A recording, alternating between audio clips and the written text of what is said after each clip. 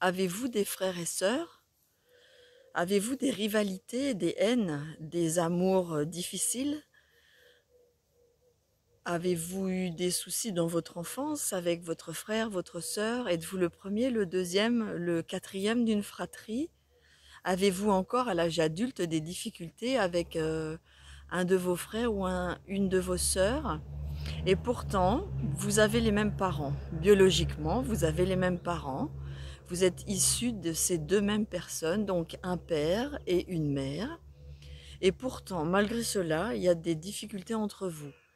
Avez-vous remarqué également la différence que font certains parents dans la façon d'accueillir l'enfant, dans la façon d'avoir une relation avec lui, ou alors ces parents qui essayent de faire que les enfants sont jumeaux, en les habillant pareil, même s'ils ont 1 an et demi, 2 ans, 3 ans d'écart. Ces parents qui essayent de donner la même chose à leurs enfants de peur de faire des différences. Avez-vous remarqué ça dans votre famille? Le mécanisme, quel est-il? Donc en fait, vous avez biologiquement les mêmes parents, mais vous naissez à des moments différents de la vie de ces deux parents. Par exemple, un enfant peut naître d'un mariage ou d'une union, d'une rencontre entre un homme et une femme. Et puis, imaginons que le père a un accident de voiture. Il perd l'usage de ses deux jambes. Et puis après ça, il a un autre enfant, une fille par exemple. Et cet enfant, cette fille ne connaîtra pas la même relation avec son père que son frère, puisque elle a un père qui est blessé, qui est physiquement blessé, puisqu'il ne peut plus marcher, courir, prendre son enfant sur ses genoux pour s'amuser avec, ou faire des jeux de course, ou jouer au ballon. Les petites choses de la vie de tous les jours qu'il a pu faire avec son premier enfant ne pourra pas le faire avec son deuxième. Il est un homme brisé, un homme blessé. Il va lui falloir beaucoup de résilience pour remonter la pente et trouver d'autres moyens d'être une personne à part entière et d'être un père aussi. Alors je pourrais prendre aussi l'exemple d'une femme qui a son mari qui part à la guerre alors qu'elle a déjà deux petits-enfants et avec qui il s'est passé par exemple 3 ans. Ils ont une vie normale et puis la guerre se déclare, le monsieur doit partir à la guerre. Quand il revient, pareil, il fait un enfant, mais cet enfant-là, il ne peut pas l'accueillir pendant la grossesse, pendant la maternité, pendant oui, tout le moment où l'enfant est petit. Et puis il découvre son enfant, cet enfant-là a 2 ans. Eh bien, les 2 premières années de sa vie, il n'a pas la même histoire que son frère ou sa sœur, un autre enfant qui avait vécu avec son père avant la guerre. Et en fait, il y a plein d'histoires, plein de situations très différentes, des centaines, voire des milliers par le nombre de personnes qui existent, où on voit que nous avons les mêmes parents, mais nous ne naissons pas dans les mêmes conditions. Alors il y a par exemple quelqu'un qui perd lui-même un parent et qui se retrouve en deuil à accueillir et à pouvoir éduquer et aimer un enfant. Ça va être plus difficile. Et puis il y a ces enfants dont on attend beaucoup. Donc par exemple, le couple se marie et dans leur culture, ça se fait d'avoir un garçon en premier et pas de chance, c'est une fille. Alors bah, la fille est accueillie.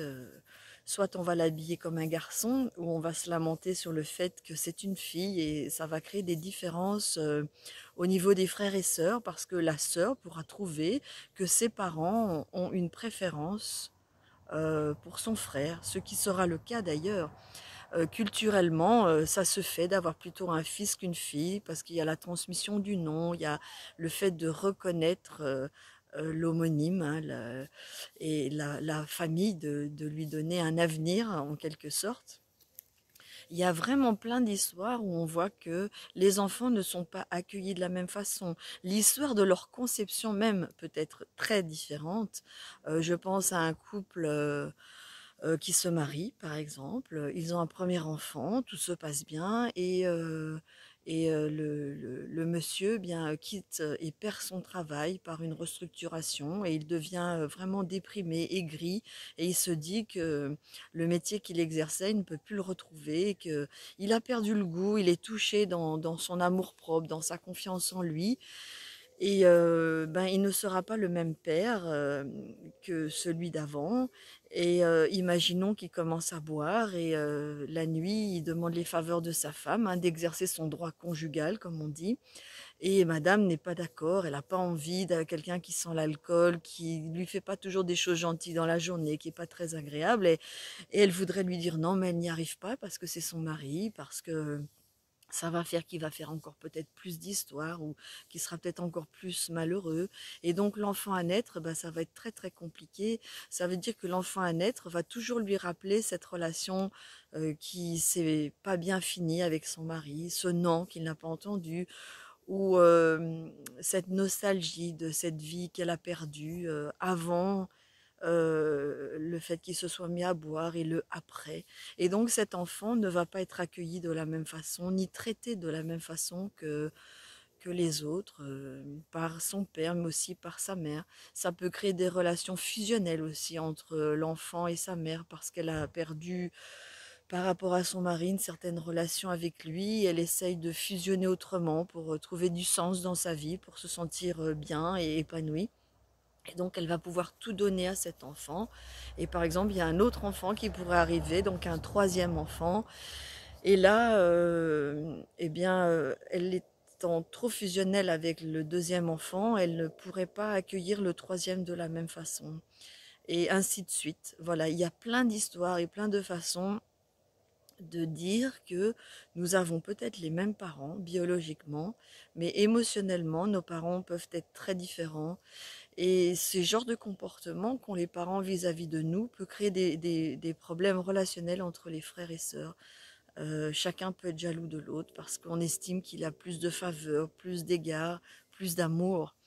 Et en fait, les problèmes de manque d'amour se retrouvent beaucoup dans la vie d'adulte. Donc on va jalouser, on va être malheureux, on va vouloir ce que l'autre a. Les moments où la maman va téléphoner à un enfant plutôt qu'à un autre, elle doit commencer par l'un des enfants et le deuxième dit mais pourquoi elle n'a pas commencé par moi?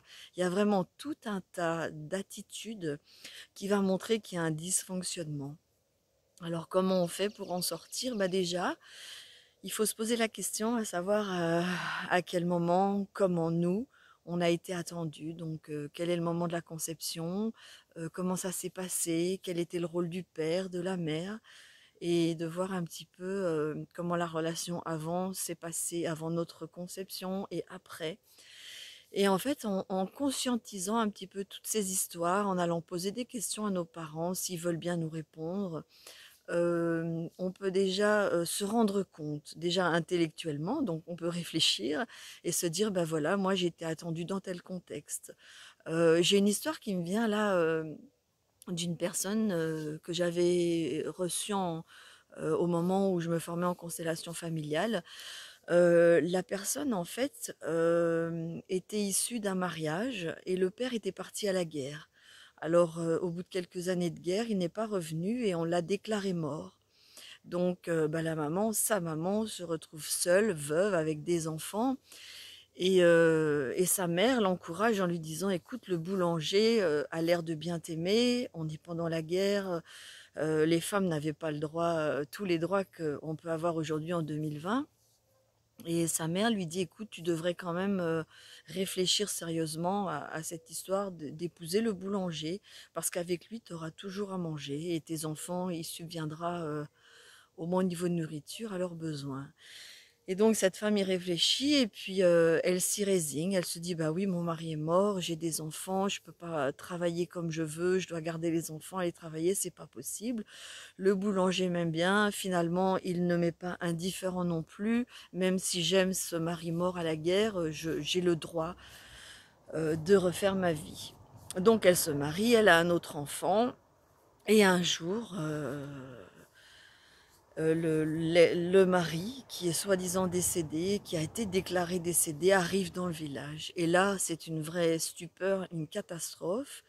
Il va d'abord, voir la mère de sa femme, chez qui elle était censée être et là la mère lui dit, «Ben, ta femme, elle s'est remariée, après qu'on ait appris que tu étais décédé». Et donc là, on va voir qu'entre les enfants, il y aura une rivalité parce que l'enfant qui est venu après d'un autre père et celui qui est déjà là à qui on a dit que son père était mort, lui ne va plus voir d'un bon œil le monsieur qui l'a recueilli, donc son beau-père et son demi-frère. Et il va y avoir une espèce de rivalité entre les deux parce qu'il y a besoin d'une réparation du père qui revient. Et ça fait une histoire toute tordue où plus personne ne trouve sa place parce que ben, le mari n'est pas mort, le père n'est pas mort, et il y a un autre mari, un autre enfant. Et donc ça crée ces difficultés entre les enfants et les adultes. Donc voilà, la première chose quand même, c'est d'avoir conscience et de connaître un peu notre histoire. Si on ne la connaît pas, on peut travailler en psychogénéalogie en la cherchant.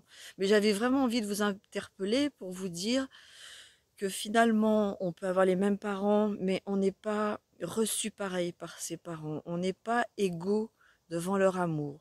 Même si nos parents font tout ce qu'ils peuvent, des fois en nous élevant comme des jumeaux parce qu'ils ont eux-mêmes souffert de différences, il y aura des différences parce qu'on a une personnalité, on a un sexe différent, on a des envies, des attentes différentes et sur nous, ils ont aussi des attentes et des envies différentes. Voilà, je vous laisse avec cette petite vidéo, laissez-moi vos commentaires et je me ferai un plaisir d'y répondre et à très vite.